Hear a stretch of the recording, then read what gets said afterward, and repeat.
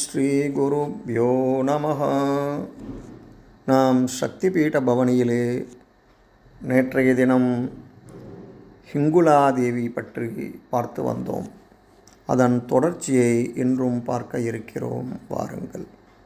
ததீச்சி முனிவர் ஜெய்சேனுக்கும் அவனது தம்பிகளுக்கும் ஓம் ஹிங்குலே பரமஹிங்குலே அமிர்தரூபிணி தனுசக்தி மனசிவே ஓம் இங்குலாயை நமஹ என மந்திர உபதேசம் செய்தார்.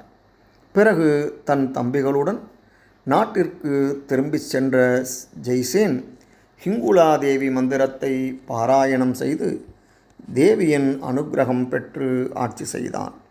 இதனால் அவனை அடையாளம் கண்ட பரசுராமர் அவனை அழிக்க எண்ணி விரைந்தார். அப்போது அங்கு தோன்றிய ஹிங்குலாதேவி ஜெய்சேன் நல்லுள்ளம் படைத்தவன் என்றும் அவன் தன் பக்தன் என்றும் கூறி பரசுராமரை தடுத்தாள். அதனால் பரசுராமர் கோபம் தணிந்து தேவியை வணங்கி திரும்பச் சென்றார்.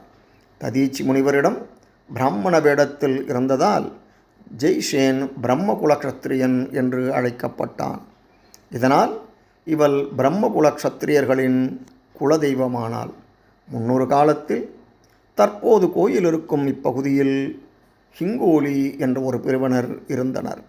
அவர்களின் அரசனாக பிச்சதர் என்ற மன்னன் ஆட்சி செய்தான். அவனுக்கு ஹிங்குல் மற்றும் சுந்தரர் என்ற இரு மகன்கள் இருந்தனர். இளவரசன் சுந்தரன் அண்டை நாட்டின் மீது படையெடுத்து அந்நாட்டு மக்கள் பலரை கொன்று பெரும் செல்வத்தை கொள்ளையடித்தான். இதனால் அப்பகுதி மக்கள் சிவனிடம் தங்கள் குறைகளை முறையிட்டனர். அதனால் சிவன் விநாயகனை அனுப்பி சுந்தரனை சம்ஹாரம் செய்ய வைத்தார். ஹிங்குல் தன் சகோதரன் இறப்பிற்கு பழிவாங்க நினைத்தான். அதனால் பல வருடங்கள் தவம் செய்து மூவுலகத்திலும் உள்ள எந்த உயிர்களாலும் தனக்கு மரணம் நிகழக்கூடாது என்றும் சூரிய ஒளியை புக இயலாத இடத்தில்தான் தன் உயிர் போக வேண்டும் என்றும் வரம் பெற்றான்.